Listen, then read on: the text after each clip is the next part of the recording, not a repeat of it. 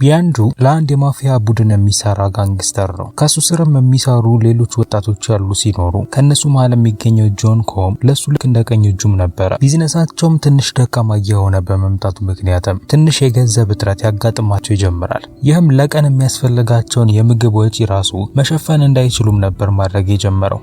ይሁን እንጂ በዚህ ከባድ ጊዜ ውስጥ እንኳን ቢሆን ወንድማማችነታቸው እንዳይለያዩ አድርጓቸዋል። ከደንበኛውም የሚመለሰውን ብድር ከወሰደም በኋላ ያንዱ የሱ የበላይ ወደ ነበረው ሻንግ ቹዋይ ጋር ይወስደዋል። የመጣውም ያንን ገንዘብ ሊሰጠው ነበረ።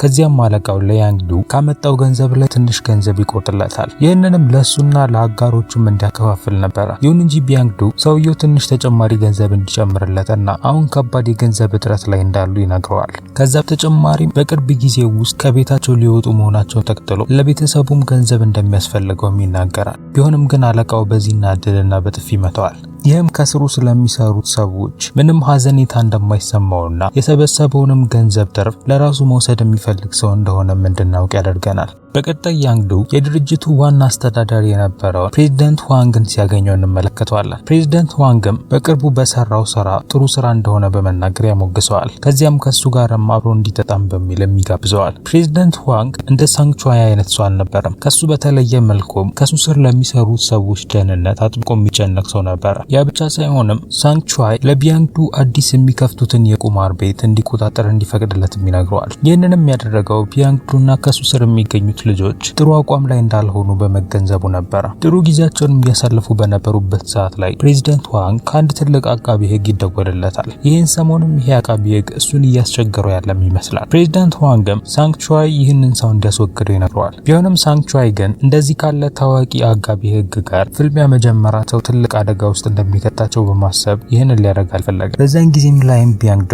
አለቃው ሳንግ ቹዋይ ፊት ለፊቱ ስላለና እሱን አልፎ መናገር ስላልፈለገ በዚህ ወሬ ጣልቃ አልገባም። በቀጣዩ ቀን ላይ የአዲስ ቁማር ቤት ይከፈታል። ቢያንግዱና ጆንግሱም አሁን ትንሽ እነሱን የሚረዳቸው ቢዝነስ እንዳለ በማሰባቸው ደስተኛ ሆነዋል። በድንገትም በዚህ ጊዜ ላይ ድሮ ትምህርት ቤት ቢያንግዱን ያውቀው የነበረው ሚንሆ የተባለ ልጅ በመምጣት እሱን ያገኘዋል። ትንሽም አብረው ለማውራትም በሚልም ወደ አንድ ካፌም ያመራሉ። ሚንሆም አሁን ላይ የፊልም ዳይሬክተር እንደሆነና አሁንም እየሰራ የሚገኘው በአንድ የጋንግስተር ፊልም ላይ እንደሆነም ይናገራል። ፊልሙም በእውነተኛ ህይወት ላይ አይነት የተመሰረተ እንዲሆን በሚል ስለ ትክክለኛው የጋንግስተሮች ህይወት ቢያንግዱን ለመጠየቅ ሲል ነበር ወደዚህ የመጣው። ቢሆንም በድንገት ግን ቢያንግዱ ከሌላ ሰው ደግሞ ይደወልለታል። የተነገረውም ዜናም አዲስ የተከፈተውን ቁማር ቤት የነሱ ተፎካካሪ የሆኑት ቡድኖች መተው መረበሻቸውን ነበረ። እሱም እየሮጠም ወደዛ ቦታም ይመለሳል። ቢሆንም በደረሰበት ሰዓት ላይ ግን ጊዜው የረፈደ ይመስላል። ምክንያቱም እዛ ውስጥ የነበሩትን ብዙዎቹን እቃዎች በሙሉ በማበላሸት ከዛ ቦታ ወዲያውኑ ሊሄዱ ችለው ነበር። ሳንግ ቹዋይም በዚህ ተናዶ ስለነበረ ከነዚህ ሰዎች ጋር ጦርነት ለማስነሳት በሚል በብዛት የሚቆጠሩ የቡድኑን አባላት በሙሉ እንዲያሰባስቡ ያዛቸዋል። ተቀጣጥረው ሊገናኙ ባሉበት ቦታም ሳይደርሱ በፊት ቢያንግዱና ቡድኑ በነበሩበት መኪና ውስጥ ከነዛው ቡድን ጥቃት ይደርስባቸዋል። በቁጥርም ከነሱ እጥፍ የሆኑ ቢሆንም ነገር ግን እነ ቢያንግዱ ተስፋ ሳይቆርጡ ከነሱ ጋር ለመፋለም ይወስናሉ። ሳንግ ቹም የራሱን ሰዎች ይዞም ወደዛ ቦታ አርፍዶ ቢደርስም ነገር ግን ነገሮቹን ለመቆጣጠር የቻሉ ይመስላሉ። ቢሆንም በዚህ ድብድብ መሃል ላይ ግን ሳንግ ቹዋይ ድንገት እዛ ከነበሩት መካከል አንዱን በቢላ ይወገዋል። እዚህ ቦታ ላይም እንደፈለጉት አድርገው መፋለም ይችላሉ። ነገር ግን መገዳደል ልክ አልነበረም። ምክንያቱም ሰው ከሞተ በፖሊስ ትልቅ ችግር ውስጥ ነበር የሚገቡት። ይህም ከተፈጠረ በኋላም ፕሬዝዳንት ዋንግ ከሳንግ ቹና ቢያንግዱ ጋር አንድ ላይ በመሆን ስለ ነገሩ ማሰብ ይጀምራል። ሳንግ ቹዋይም ይሄ ሚስጥር እንዳይወጣባቸው በሚል ለተፈጠረው ነገር ካሳ እንዲሆን ለተቃራኒው ቡድን ገንዘብና እሱ የሚታሰርበትንም ጊዜ እንዲያሳልፍለት በሚል ያንግ ፒል የተባለውን ሰው አሳልፎ ለመስጠት ይወስናል። ይህም ሰው ከቢያንግዱ ጋር ተመሳሳይ ሌቭል ላይ የነበረ ሰው ነበረ። ያ ብቻ ሳይሆን ያንግ ፒል በእስር ቤት ጊዜ ማሳለፉን ተከትሎ ያ ሚስጥርም እንዳይወጣ በሚል ለነሱ ደግሞ የቁማር ቤቱን እንዲያስተዳድሩ አሳልፎ ሊሰጧቸው ወስነዋል። ይህም ቢያንግዱ እንዲናደር ነበር ያደረገው። ምክንያቱም እጁ ውስጥ ገብቶለት የነበረው የገንዘብ ማግኛ መንገድ በአንዴ ሊወሰድበት ችሏል። ከዛም ቢያንግዱ ሳንግ ቹ ይህንን ውሳኔውን ደግሞ እንዲያስብበት ይነግረዋል። ቢሆንም ሰውየው ግን አልተቀበለውም።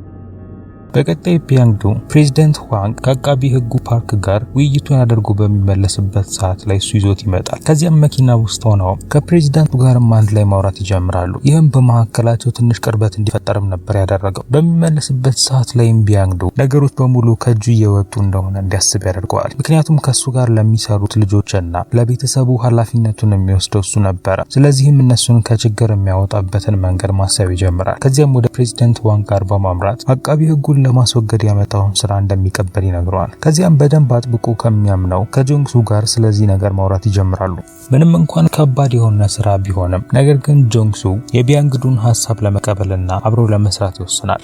በቀጣዩ ቀን ሚንሆ ቢያንግዱን ከዚህ በፊት አብረው የተማሩ ተማሪዎች በሙሉ በሚገናኙበት ድግስ ላይ ይዞት ይመጣል። እቅዱም ቢያንግዱ በልጅነቱ ይወዳት ከነበረችው ልጅ ጋር ድጋሚ ማገናኘት ነበረ። ይህችም ሴት ሂዮንጁ ስትባል ቢያንግዱም ከብዙ ጊዜያት በኋላ ድጋሚ በሚመለከታት ጊዜ ላይ ድጋሚ አሁንም ያ ስሜት በውስጡ እንዳለ እንዲገነዘብ ያደርገዋል። እንደዚህ ያሉ እዛ ጥሩ ጊዜ በሚያሳልፉበት ሰዓት ላይ ድንገት ለቢያንግዱ ጆንግሱ ይደውልለታል። አስፈላጊ የሚባሉትን መረጃዎች በሙሉ መሰብሰቡን ተከትሎ አሁን እቅዳቸውን ለመፈጸም ዝግጁ መሆናቸውን ይነግረዋል። ከዚያም የአቃቢ ህጉን መኪናን በመከተልም ትክክለኛውን ሁኔታ መጥበቅ ይጀምራሉ።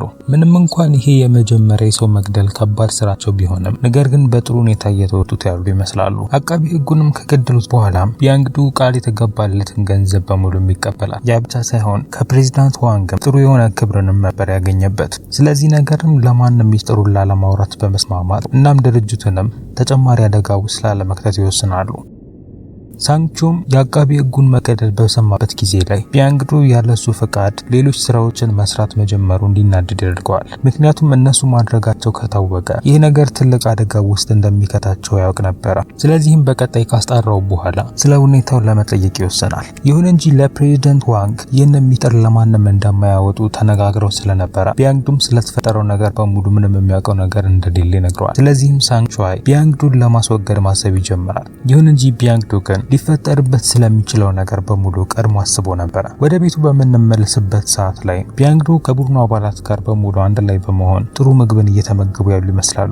አሁን ላይም የገንዘብ ችግራቸው ተፈቷል። ይሁን እንጂ ሌላ ትልቅ ችግር ደግሞ ተፈጥሮባቸዋል። ቢያንግዱ ሳንግቹዋይ እሱን ለማጥፋት መምጣቱ እንደማይቀር ገብቶታል። ስለዚህም ይሄ ከመከሰቱ በፊት እነሱ ሳንግቹዋይን ለመቅደም ይወስናሉ። ይህ በእንዲህ እንዳለ እነሱ እቅዳቸውን በሚያስተካክሉበት ጊዜ ላይ ቢያንግዱ ደግሞ ሚንሆን ሄዶ ያገኘዋል። ምክንያቱም ሚንሆ ፊልሙን ለመስራት አንዳንድ አስፈላጊ የሚባሉ እቃዎች ያስፈልጉት ነበር። ቢያንግዱም እሱን ወደ ዋና መሰብሰቢያቸው ካመጣው በኋላ ከብዙ ጋንግስተሮች ጋር እሱን በማገናኘት የጋንግስተር ህይወት ምን አይነት እንደሆነ መረዳት እንዲችል ያደርገዋል። ቢያንግዱ ከዛ ተጨማሪ ከሂዮንጁ ጋር ድጋሚ ጓደኝነት ለመፍጠር ይሞክራል። ይህንንም የሚያደርገው ተሰራበት በነበረው መጻሕፍት ቤት በመሄድ ነበር። ቀጣዩ ቀን የሳንግቹዋይ እህት የምትዳርበት ቀን ነበር። ቢያንግዱና ቡድኑ እቅዳቸውን በዚህ ዕለት ለመፈጸም ይወስናሉ። ተረጋግተውም ለነሱ ጥሩ የሚባለው ጊዜ እስከሚፈጠርላቸው ጊዜም ነበር እየጠበቁ የነበሩት። መጀመሪያም ከቡድናቸው መሃል አንዱ ያንግ ፒልን አግቶ ይወስደዋል። አሁን ለሱ የሚታመንለት ሰው ከጎኑ ባለመሆኑ ምክንያት እሱን ለማጥቃት ምቹ ሁኔታ ይፈጠርላቸዋል። ያንግዱም ሳንግቹዋይን ወደ ሽንት ቤት ሲሄድ ተከትሎት ከሄደ በኋላ እዛ ብቻውን በነበረበት ጊዜ ላይ በተደጋጋሚ መልኩ ወቅቱት ይገለዋል። በዚህም መሃል ላይም ሳንግቹዋይ አይኑ ላይ ያፈጠጠ የነበረ መሆኑን ተከትሎ ይህ ትልቅ የስሜት መቃወስ ውስጥ እንዲገባ ነበር ያደረገው። ከዚህም በኋላም ህይወቱ የተስተካከለ መሆን ይጀምራል። አሁን በቡድን ውስጥ ያለውን ደረጃ ማሻሻል የቻለ ስለሆነ ከነበረበት ቤት በመልቀቅ ደህና ቤትን ለመከራየት ይወስናል። አሁን ከበፊቱ የተሻለ ጥሩ የጋንግስተር ደረጃ ላይ ስለሚገኝ የራስ መተማመኑ ጨምሯል። ከዛ ተጨማሪም ወደ ሂዮንጁ ጋር በድጋሚ በመሄድ እሷን ማዋራት ይጀምራል። አንድ ላይ በማውራታቸው ሁለቱም ደስተኛ ይሁኑ እንጂ ነገር ግን የሂዮንጁ አለቃ ስራዋን እየረሳች መሆኑን ተከትሎ እሷን መቆጣት ይጀምራል። ከዚያም ከስራ በኋላ እሷን ራት ለመጋበዝ ይወስናል። በቀጣይ ቢያንግዱ አሁን በነበረው ደረጃ በሚሰራው የሪል ስቴት ስራ ላይ እሱም እንዲገባ ተደርጓል። ለዚህም ደግሞ አስፈላጊ የሚባል አሪፍ ቢሮም ተሰጥቶታል። ሚንሆም ለዚህ እንኳን ደስ አለ ካለው በኋላ እሱ እየሰራበት ስላለው ፊልም ማውራትም ይጀምራሉ። ፕሬዝዳንት ዋንግም ለሚንሆ አንድ ጥያቄን አቅርቧል። ይህም ሴት ልጁ አክትረስ መሆን ስለምትፈልግ እሱ ፊልም ላይ ተካታ እንድትሰራ ነበረ። ሚንሆም ጥያቄውን በደስታ ይቀበለዋል። በቀጣዩ ቀን ቢያንግዱ ለሂዮንጁ አሪፍ የሚባለውን ጫማ ይገዛላታል። ሊሰጣት ባለ ሰዓት ላይ ግን በስራ መውጫ ሰዓቷ ላይ ከማናጀሯ ጋር ስትጨቃጨቅ ይመለከታታል። ሲገለጥም ሁለቱ ከዚህ በፊት የፍቅር ግንኙነት ነበራቸው። ማናጀሩም እሷን ከቢያንግዱ ጋር ከዚህ በፊት ሲመለከት የቅናት ስሜት ተሰምቶት ነበረ መቶ የተቆጣት። ስለዚህም በድጋሚ ወደሱ ጋር እንድትመለስ እሷን መለመን ይጀምራል። ይህንን ከተመለከተም በኋላ ቢያንግዱ እሷን ካለችበት ሁኔታ ውስጥ ለማውጣት በመወሰን ወደ እነሱ ጋር ያመራል። ይሁን እንጂ ማናጀሩን እነሱ ትተውት ቢሄዱ እንኳን እሱ ግን የሚተዋቸው አልነበረም። ስለዚህም በመጨረሻ ቢያንግዱ በሁኔታው በመናደድ ሰውየውን ይመታዋል። መጀመሪያም ቢያንግዱ ሐሳቡ እሷን መከላከል ይሆን እንጂ በመሃል ላይ ግን የጋንግስተር ማንነቱ በመውጣት በከባዱ ሰውየውን ሲደበደበው ያንግጁም ይህንን ተመልክታ መፍራት ትጀምራለች። ከዚያም በድጋሚ እሱን ማግኘት እንደማትፈልግም ትነግረዋለች። ይህም ልቡ እንዲሰበር ነበር ያደረገው። ምክንያቱም ሁሉም ሰው የእሱን ማንነት እንዲሁ በቀላሉ መቀበል አይፈልግም ነበር። ከዚያም በነገሩ ተናዶ ስለነበረ በብዛት ይጠጣና በመጨረሻ ሚንሆን ጠርቶት ወደ ቤት እንዲወስደውም ያደርጋል። በዚህ ስካር መንፈስ ውስጥ ሆኖም ለሚንሆ ትልቁን ሚስጥሩን አጋልጦ ማውራት ይጀምራል። ይህም ሚስጥሩም አቃቢ ሕጉን የገደለው እሱ እንደሆነና አለቃው ሳንግቹዋይንም የገደለው እሱ እንደሆነ የሚናገር ነበረ። ይህንንም ያደረገው የጥፋተኝነት ስሜቱ ከውስጡ እንዲወጣለት ሲል ነበረ። ህይወት እንደዚህ ቀጥለና ፕሬዝዳንት ዋንግም ለቢያንግዱ ሌላ ስራ ሊሰጥ ይወስናል። ይህም ስራ ትልቅ የሪል ስቴት ቢዝነስ ውስጥ መግባታቸውን ተከትሎ እነዚህን የሪል ስቴት ፎቆችን የሚገነቡበትን ቦታ እንዲሰጧቸው በሚል የመሬት ባለቤቶቹን እንዲሸጡላቸው እንዲያሳምናቸው ነበረ። ይህንንም ካደረገ የፕሮጀክቱን የሆነ ያክል ትርፍ ሊሰጥ ይወስናል። ይህም በ100 ቢሊዮን የሚቆጠር ያክል ዋን ነበረ። ይህን ሁሉ ከባድ መስዋዕትነቶችንም ከወሰደ በኋላ እንደዚህ ያለ ትልቅ ቦታ ላይ ሊገኝ ይችላል። ስለዚህም እሱና የቡድኑ አባላት በሙሉ አንድ ላይ በመሆን የመሬቱን ባለቤቶች በየቤቱ እየተዟዟሩ ማስፈራራትና እንዲሁም መደብደብ ይጀምራሉ።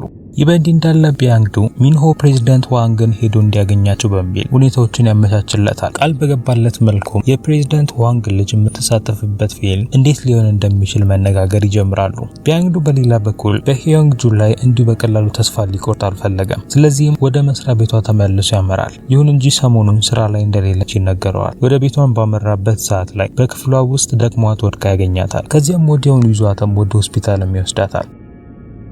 እናም ቀጣዮቹን ቀናት በሙሉ እሱ ቤት አስቀምጧትም መንከባከብ ይጀምራል። በሌላ በኩል የነሱ ተቀናቃኝ ቡድኖች የነሱን እቅድ ቀድሞ መረዳታቸውን ተከትሎ ቀድሞ ሰፊ የሚባል መሬትን ይገዛሉ። ቢያንግዱም እነሱን ለማስቆም በሄደበት ሰዓት ላይ በመሃል ግን ያግዱታል። ከዚያም እሱን በሚወስዱበት ሰዓት ላይ ድንገት በመነሳት ከነሱ ጋር መፋለም ይጀምራል። በዚህ መልኩም እነሱን በማሸነፍ የአካባቢው ነዋሪዎች በሙሉ የነበራቸውን የቦታ ይዞታ ለፕሬዝዳንት ዋንግ እንዲሸጡለት ማድረግ ችሏል። በዚህም ጥሩ ስሜት ስለተሰማው ፊልሙ እንዴት እየተካሄደ እንደሆነ ለማጣራት በሚል ወደ ሚንሆ ጋር ያመራል። ከዚያም ለአክተሮቹም እንዴት እንደ ትክክለኛ ጋንግስተር መፋለም እንዳለባቸው ያስረዳቸዋል። ከዛ በተጨማሪ ሚንሆ በትክክለኛ የጋንግስተር መንፈስ ፊልሙን እንዲሰራው ቃል ሊያስገባውም ችሏል። ማታ ላይ በድጋሚ እድሉን ለመሞከር በሚል አበባ ይዞ ወደ ሂዮንጁ ያመራል። እሷም ምንም እንኳን ጋንግስተር ቢሆንም ነገር ግን ቢያንግዱ ላይ ጥሩ የሚባል ሌላ ማንነት እንዳለ ልትገነዘብ ችላለች።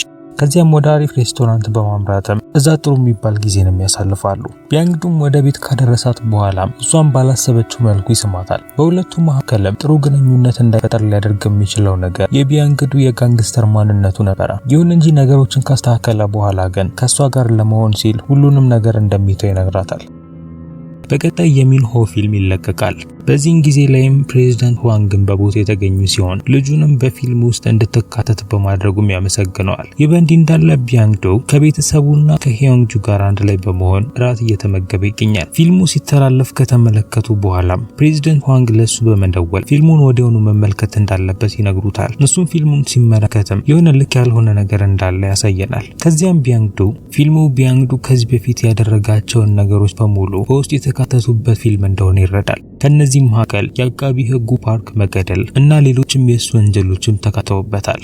ሚንሆም ቢያንግዱ በሚስጥር የነገረውን ነገር በፊልም ውስጥ ሳያስፈቅደው ሊከተው ችሏል። ከዚያም በቀጣይ ቢያንግዱ ወደ ሚንሆ ጋር በማምራት ስለዚህ ጠይቀዋል። ፊልሙ በትክክል ይህንን ድርጊት ያደረገው ማን እንደሆነ ያሳውቅ አልነበረም። ይሁን እንጂ ሚንሆ ግን የሚታመን አይነት ሰው እንዳልሆነ እንዲረዳ ያደርገዋል። ተጨማሪ መረጃዎችንም የሚያወጣ ከሆነ ሊደርስበት ስለሚችለው ነገር በሙሉ ይነግረዋል። ጆንሱም ሚንሆን እንዲያስወግዱ ሀሳብ ያመጣል። ምክንያቱም እሱን በህይወት እንዲቆይ ማድረግ ለነሱ ጥሩ ያልሆነ ነገር ሊያመጣባቸው ይችላል። ይሁን እንጂ ይሄ ግን እንዲናደድ ያደርገውና የሚንሆንም ህይወት ላለማጥፋት ይወስናል።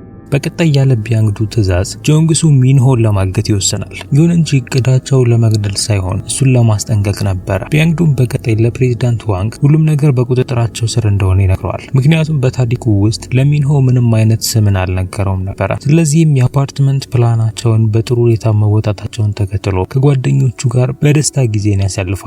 ይሁን እንጂ ባላሰቡት መልኩ ግን ጆንግሱ ያደረገው ነገር በሚንሆ ውስጥ ሌላ ማንነት እንዲነሳ ነበር ያደረገው። በቀጣዩ ቀን ቢያንግዱ ሃዩንጁን ካገኛት በኋላ አሪፍ ስጦታን ይሰጣታል። በድንገትም የፖሊስ አባላት እዛ በመምጣት እሱን ለመያዝ ይሞክራሉ። ይሁን እንጂ እነሱን በመምታት ግን ከዚያ ያመልጣል። ይህም ሃዩንጁን ትልቅ ግራ መጋባት ውስጥ እንድትገባ ነበር ያደረጋት። ልክ በዛን ሰዓት ላይ የሚወደው ጓደኛው ለፖሊሶች አሳልፈው እንደሰጠው እንዲረዳ ያደርገዋል። በተረጋጋ መንፈስ ሆኖም ፕሬዝዳንት ዋንግን ማታ ላይ ያገኛቸዋል። ከዚያም ሚንሆን ለማጥፋትና እሱም ከዚህ ከተማ በመጥፋት ነገሮችን እንደሚያስተካክል ይነግራቸዋል። ይሁን እንጂ ቀላል የሚባል ስራ ግን አልነበረም። የሚንሆ ፊልምም በጣም ታዋቂ ሆነና እሱንም ታዋቂ ያደርገዋል። ከዚያም ቢያንግዱ የሚያምነውን ጆንግሱን ደግሞ ያገኘዋል። ከዚህ በፊትም የእሱን ሀሳብ ባለመስማቱም ተጸጽቷል። ይሁን እንጂ አሁን የተፈጠረው ነገር ተፈጥሯል። ጆንግሱም ሁኔታዎቹን ለማስተካከል ሊረዳው አስቧል። ቢያንግዱም ከመሄዱ በፊት እሱ ከሄደ በኋላ ሊረዱት የሚችሉትን ሰዎች በሙሉ ከጎኑ ያደርግለታል። ከዚያም ቢያንግዱ በቀጣይ ሚንሆ በነበረበት ድግስ ላይ ሊገለው ይወስንና እዛ ይደርሳል። ሚንሆም እሱን ከተመለከተው በኋላም ከዛ ለማምለጥ ይወስናል። ይሁን እንጂ ከህንፃው ውጪ ላይ የቢያንግዱ ሰዎች ይዙታል። ከዛም ቢያንግዱ የቡድኑ አባላት ሚንሆን ወደ አንድ ቦታ አምጦልኝ ስላላቸው እዛ ቦታ ላይ ይጠብቃቸዋል። ይሁን እንጂ እዛ ከደረሰ በኋላ ግን ያልታወቁ ቡድኖች ይመጡና እሱን መደብደብ ይጀምራሉ። ምንም እንኳን በቁጥር ቢበልጡትም ነገር ግን ቢያንግዱ ጥሩ በሚባል መልኩ ከነሱ ጋር ይፋለማል። ይሁን እንጂ በዚህን መሃል ላይ ግን ከባድ ጉዳት ይደርስበታል። በመጨረሻም የራሱ ልጆች እሱ ወዳለበት ቦታ ይደርሳሉ። ይሁን እንጂ ባልጠበቀው መልኩ የቡድኑ አጋር ድንገት ይወገዋል። እሱን በመበቀልም እዛው ባለበትም ይገሉታል። ይህንንም ሊያደርጉ የቻሉትም ለሱ ታማኝ በነበረውና ቀኝ እጁ በነበረው ጆንግሱ በመመራት ነበረ። ፊልሙም ሚንሆና ፕሬዝዳንት ዋንግ ስለ ቀጣዩ ፊልም ደግሞ ሲያወሩ እያሳየን ያበቃል። ይሁን እንጂ ልቦለድ ነገር በሙሉ ልቦለድ ነገር ሆኖ መቅረት እንዳለበት ነግሮታል። ጆንግሱም ስብሰባቸውን የተቀላቀለ ሲሆን ከፕሬዝዳንት ዋንግ ጎን የቢያንግዱን ቦታ ይዞ ይቀመጣል። ፊልሙም ልክ እዚህ ጋርም ያበቃል። ከተመቻችሁ ላይክ ማድረጋችሁን እንዳትረሱ። በሌላ ቪዲዮ ግን እስከምንገናኝ ጊዜ ድረስ ቻው።